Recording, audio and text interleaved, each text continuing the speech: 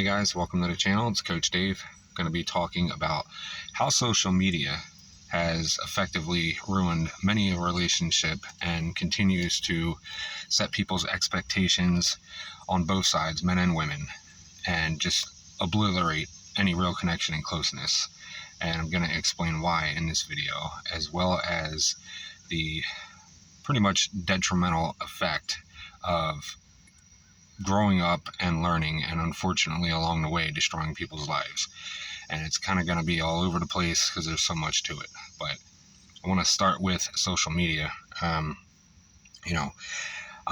42 years young here, so I was alive before the internet and alive before cell phones, and not old enough to be back when we used messenger pigeons or anything, but you didn't have access at your fingertips like you do today to hundreds of thousands, if not millions of people. And sites like OnlyFans and Fansly and different dating apps and things like that have given men and women access to a plethora of people. Women have it a little easier, and that's not to insult, but if a girl posts a picture half naked, the more she reveals, the more likes she gets. And it doesn't matter what body type you have, because there's a body type for everybody out there, so there's no shaming here. But if you're in a relationship with somebody and you post a picture online and you get 8,000 likes, that's 8,000 potential guys, providing it is all guys, that you have at your fingertips now that you weren't aware of before, back when I was younger, that are potentials for you. So if you have that mindset of, oh, look what all I could get, and you rub it in your partner's face like, oh, well, I chose you, and look at all these other guys I could potentially have, and it works on both sides. Women do have it a little easier with that.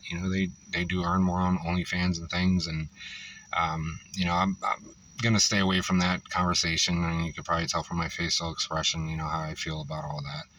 But it has given a complex to a lot of people, and it's ruined a lot of relationships. It's easier for people to sneakily text somebody or talk to them on, Snapchat or whatever device you have. And it causes a lot of problems. And people don't see faithfulness in a relationship anymore because they have this easy access and they think they can get away with it. And it's a wonderful thing, the internet and all these new things, technology, it's ever growing, but it really does kill relationships because, somebody flirting with you online and you entertaining it, it's really comes down to core values of what type of person and character you are. I'm a big advocate of, that's great how you treat me in person if we're together, but it's what you do behind my back that matters to me the most. When I'm not physically there, how you act. Do you disrespect me by entertaining other guys and talking to them? Are you secretly texting people when I'm not around, or you run to the bathroom? Those are the things that really matter most to me, and I'm sure to a lot of other people, is who you are when I'm not around. What do you do behind my back? Do you respect me or do you not? Are you okay hurting the other person's feelings by telling them I'm taken? Or are you going to disrespect and hurt me by telling them that you have no problem talking to them? You have no problem handing your number out. You don't want to let them down. Are you going to say they're just a friend?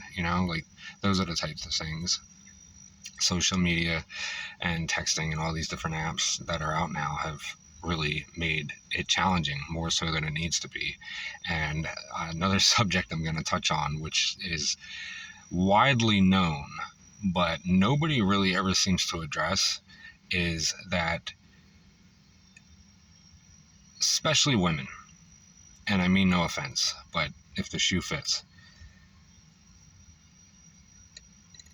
you guys really tend to throw out terminology that doesn't make sense and doesn't apply. It's like your go-to tactic.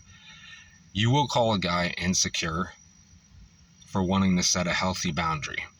And for an example, if a girl is single and she dresses provocatively to go out to clubs or to the bar or whatever, that's great.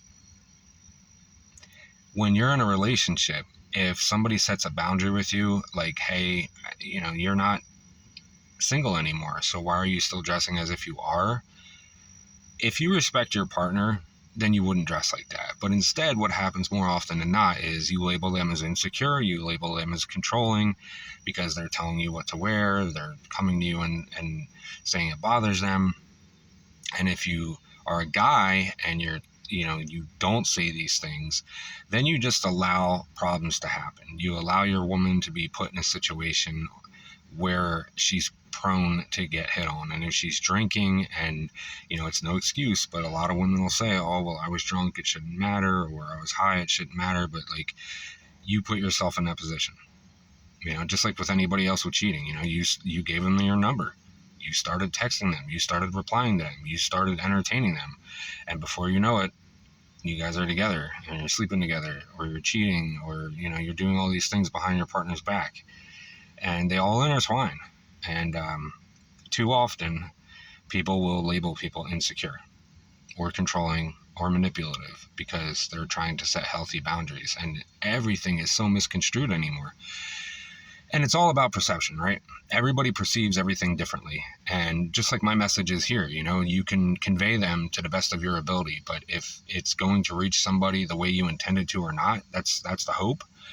But everybody's opinion, it's just like rear ends. Everybody has one. You can't think for them. You can't decide for them.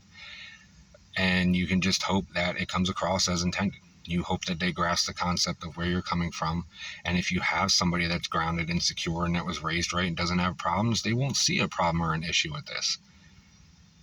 As long as you're coming from a loving place and it's not trying to be controlling or manipulative. But, ladies, I'll tell you, 9 times out of 10, oh, this guy's just a friend, he don't want me like that. And like, you might not see him like that, but he's waiting for his chance. Coming from a guy and knowing guys and being here on this rock for 42 years, guys necessarily don't want to just be your friend. They're waiting their turn. It's as simple as that. They are waiting their turn to be with you. And when they set up and have everything aligned so that you're there, they will sit there and wait. And then when your man messes up and you come crawling to them or talking to them, they already know everything about you because you're texting them jokes and memes and different things. And, they know a lot about you. So they're there for comfort, but they're waiting their turn. But there's so many different things. So, how do you navigate it? You got to set these healthy boundaries early, and you got to come from a secure place. You got to say what you mean and mean what you say. You can't say it in a wishy-washy way. You got to say it in a strong, confident way. And that goes for men and women, like what you will and will not tolerate. If you're going to allow somebody to walk all over you, you can't complain about it months down the line that it's finally bothering you because you were afraid to say something to them in the beginning. And, you have to come from a place from the heart, and you have to be willing to walk away. There's a bus every 5 minutes. There's no shortage of men and there's no shortage of women. So if it's not aligning with this person, if you guys aren't jiving, if there's stuff that you're honestly truly incompatible with, or you come to a past that you can't work past or get through, then don't be afraid to walk away if they're not willing to meet you where you need to be met.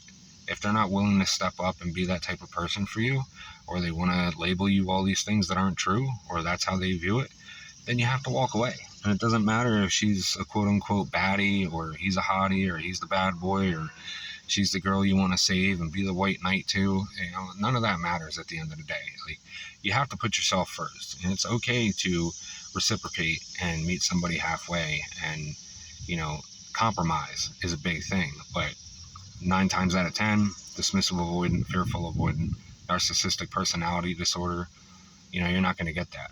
Somebody more on the end of anxious attachment style would be more willing, and definitely somebody who's secure. So this all comes down to properly vetting before you get serious with somebody. Vet who you're with. Learn who they really are. Take your time. Don't just move in together and fall in love and think that it's going to be great. Like, a lot of people do that now. Everything is it's almost like speed dating in a way. Everybody just wants to move along quick. Nobody takes the time to really get to know somebody, and it takes months to get to know somebody. And I know a lot of people don't like it, but sex is a big thing. So everything else might align and be great, but then when you get to the physical side, like, they might not like your body. They might not like the way that you have physical intimacy, and they might, that could be a no-go for them, and they might want to leave. And then you label them a player, or you think that there's, just using you, or whatever the case may be. And sometimes that is true, and that is hurtful, and I hope that you don't have to do that. And if you have, I'm very, very sorry that you went through that. But that is a big thing too, and that's men and women. Again, this is not blanket statement in just one, sex. It's everybody. But that's a huge factor. And if they don't like your body or the way you smell, or just the certain aspects of the way you have sex, you can communicate and learn and grow together. But sometimes it's just a deal breaker. So people loosely throw around terminologies just to insult people, and because they don't want to own up, they don't want to grow up, and they don't want to face who they have to be with you. And it's all, oh, you're trying to change me. I shouldn't have to change everything about myself. You should just love me for who I am. Why are you trying to manipulate me? Why are you trying to coerce me? Why are you trying to tell me what to do? And you have to be willing to do this stuff in the beginning. Don't waste each other's time. Don't shrink yourself just to, get them and be willing to be walked all over, and then months later start telling them all this stuff, because it's going to cause problems. And that's usually when they'll say these things and be like, well, what happened? Like, you were fine before, and all of a sudden it's a problem. Why is it a problem? And obviously, if you're content and you're in a relationship and you don't mind the way they dress or who they talk to, and you don't think anything's ever going to come of it in a bad light, then that's fine.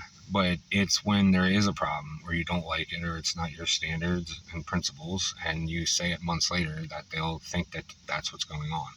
And unless there's a reason that it's causing unwanted attention and issues, that, like if she's dressing provocatively for somebody else and they're getting hit on and there's something springing on the side, then obviously, that created the problem. But if it's something that is just a standard for you, vet your women, vet your men in the beginning. Really take the time, take it slow, get to know the real them. They can't keep a mask on forever. Everybody puts their best foot forward, but eventually, if they are an avoidant or a narcissist, or some type of bad person, it's gonna come to light. And you really, really have to focus on reading the red flags and the green. And that's how you navigate finding the right person for you and not having to deal with all this. You don't need to have a lesson. And there are a lot of guys out there who just want to have sex, and they'll play the game. These bad boys will play the game. They'll red pill you. They'll keep you on a roster, they'll do whatever they want to do to keep you a friends with benefits, or just to hit it and quit it. And there is a plethora of coaches online that teach this, and it's destroying young men. But there are women that do it too. But you destroy somebody's life, and then they turn into an avoidant or a narcissist themselves, or a player themselves, or they make the next guy suffer for something that they didn't do, or the next woman suffer for something that they didn't do. And it needs to stop. You got to stop it at some point. But if you take the time and vet properly, you avoid all this. And it's the only kind of avoid that you should be doing, not as a fearful or dismissive avoid. But, yeah, if you can relate, I hope this helps you. If you're going through it, I really hope this helps you. And I'm sorry that you're going through this. Questions, comments, concerns, outbursts, cries, anything you need, drop it down below, guys. I'm always here for you. Be there for each other. I'm gonna get out of here now. I was trying to hike a lot today, but unfortunately it's been raining on and off, which is why I'm doing some videos in the SUV. Usually I'm out in nature, do my best thinking, do my best reflecting there. I urge you to try to find something where you can have your outlet that gives you peace and serenity, so that you can have the mental clarity to get through what you need to get through. See you guys in the next one.